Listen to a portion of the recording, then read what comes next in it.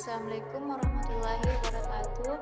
Perkenalkan, nama saya Nur Fadila dengan NIM 091058032232, kelas MBKM semester 4, Prodi Ilmu Pemerintahan, Fakultas Ilmu Sosial dan Ilmu Politik, Universitas Muhammadiyah Sdn Rapa. Pembahasan kita kali ini terkait mata kuliah pemerintahan nasional, yakni dalam lingkup dimensi pendekatan dalam pelayanan publik. Nah, seperti apa pelayanan publik dan bagaimana dimensi pendekatan di dalam pengaplikasian dari pelayanan publik tersebut? Mari kita simak video berikutnya. Yang pertama yang kita akan bahas adalah pengertian pelayanan publik.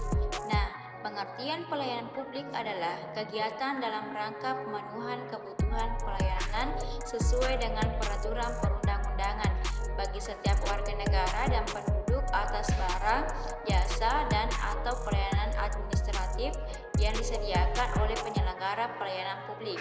Hal ini tentunya tertuang pada Undang-Undang Nomor 25 Tahun 2009. Pada dasarnya, setiap manusia membutuhkan pelayanan, bahkan secara ekstrim.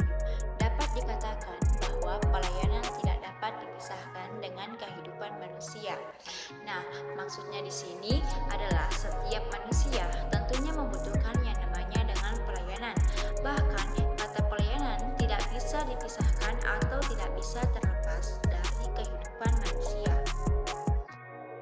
Masyarakat setiap waktu selalu menuntut pelayanan publik yang berkualitas dari birokrat, meskipun tuntutannya sering tidak sesuai dengan harapan, karena secara empiris, pelayanan publik yang terjadi selama ini masih bercirikan berbelit-belit, lambat, mahal, dan melelahkan.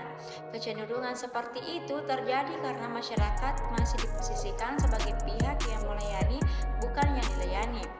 Nah, tentunya masyarakat setiap waktu ini harus menginginkan pelayanan yang berkualitas, tetapi pada kenyataannya tentunya yang terjadi di kehidupan masyarakat ini diposisikan sebagai yang melayani, bukan yang dilayani. Namun pada hakikatnya masyarakatlah yang dilayani, bukan mereka yang melayani. Reformasi pelayanan publik dengan mengembalikan dan mendudukan pelayanan dan yang dilayani ke pengertian sesungguhnya. Nah, tentunya dengan adanya beberapa tadi ini, bukti atau yang terjadi pada saat masyarakat dilayani atau pelayanan publik yang terjadi di kehidupan bermasyarakat tentunya harus dikembalikan atau reformasi pelayanan publik. Pelayanan yang seharusnya ditujukan pada masyarakat umum kadang dibalik menjadi pelayanan masyarakat terhadap negara, meskipun negara berdiri sesungguhnya adalah untuk kepentingan masyarakat yang mendirikannya. Artinya, masyarakat yang mendirikannya sesungguhnya haruslah memberikan pelayanan terbaik kepada masyarakat. Dengan demikian, pelayanan publik adalah pemenuhan menginginkan dan kebutuhan masyarakat oleh penyelenggara negara. Negara didirikannya oleh publik atau masyarakat tentu saja dengan tujuan agar dapat menginginkan kesejahteraan masyarakat.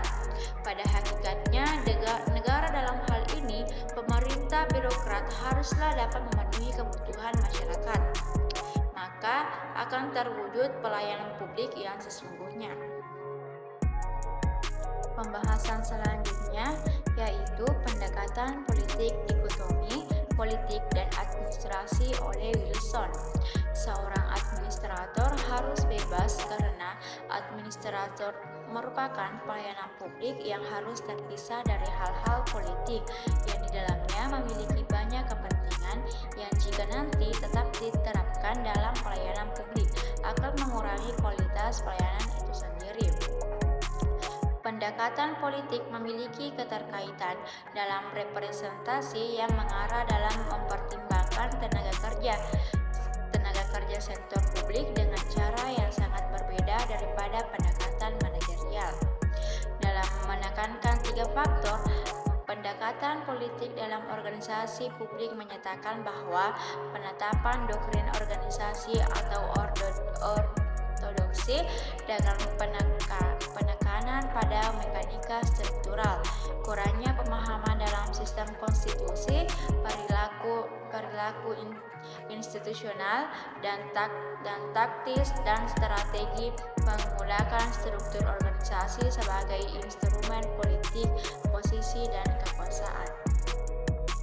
Pendekatan politik memiliki keterkaitan dalam representasi yang mengarah dalam mempertimbangkan tenaga kerja sektor publik. Pendekatan manajerial dalam menekankan tiga faktor.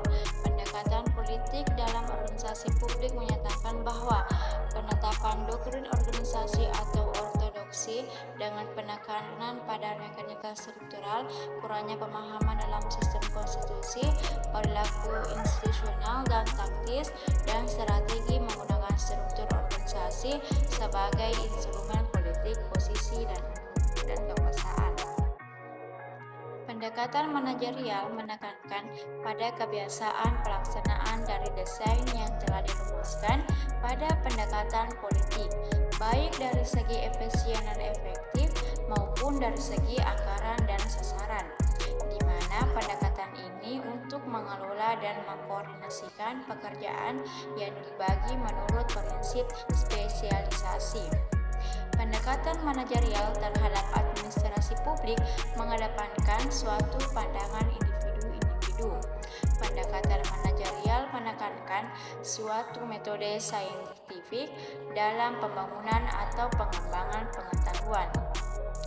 Dalam prakteknya, pembahasan administrasi publik sebagai suatu ilmu pengetahuan telah memajukan suatu upaya pengembangan generalisasi tentang perilaku administrasi. Pendekatan hukum menekankan pada prosedur yang sesuai dengan proses, hak-hak substantif yang sesungguhnya, dan keadilan yang memperhatikan individu sebagai seorang yang unik dalam berbagai keadaan yang spesifik. Pendekatan ini merupakan keberlanjutan dan sinergitas atas dua dalam berbagai keadaan yang spesifik. Pendekatan ini merupakan berkelanjutan dan sinergitas atas dua pendekatan sebelumnya, yakni pendekatan politik dan manajerial. Adapun level kebijakan manajerial operasional pelayanan publik, polisi diartikan sebagai sebuah rencana kegiatan atau pernyataan mengenai tujuan-tujuan yang diajukan atau diadopsi oleh suatu pemerintahan, partai politik, dan lain-lain.